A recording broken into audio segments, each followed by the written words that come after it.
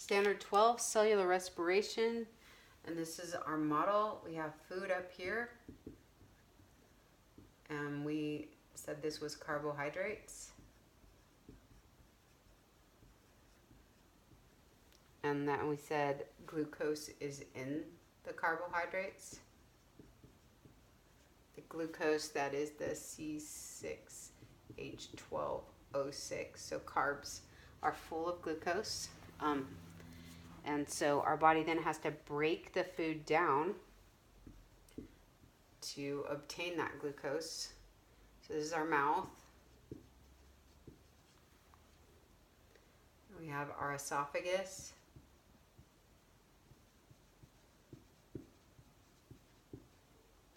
Then our stomach.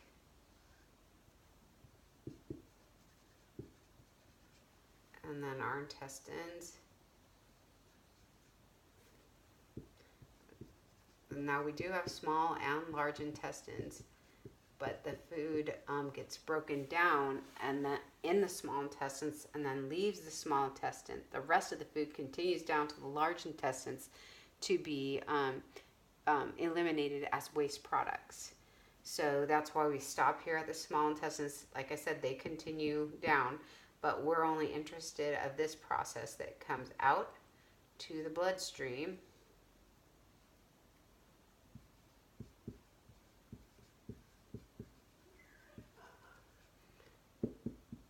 So in the bloodstream, that's where we're going to have the glucose molecules.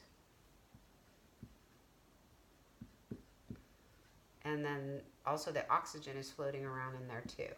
And so from here, not from here, but here, oxygen enters the mouth, and then right around here, it gets deviated to the lungs.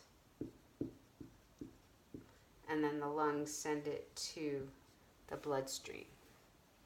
And so that we have both glucose and oxygen in the bloodstream. Also a lot of other things, but this is our main concern for cellular respiration. From the bloodstream, we then go to the cell. In the cell is the mitochondria.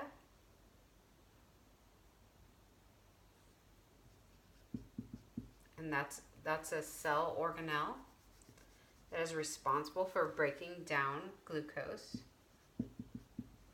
and converting it into ATP, which is energy. And it's exchanging it. It's almost like you're in a foreign country and you gotta exchange your money. Like you go to France, or let's say you gotta go to Mexico, and you give them, you go to the exchange and you exchange your dollars for pesos. So mitochondria is in the cell, and that's where cellular respiration takes place.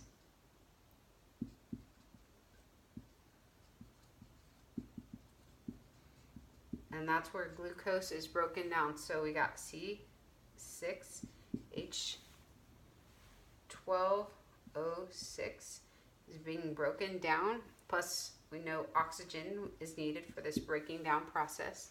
So O2 plus C6H12O6 is broken down to CO2 plus H2O plus ATP.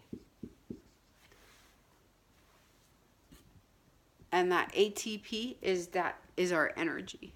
Let's see how I can tilt this thing. So this is our energy.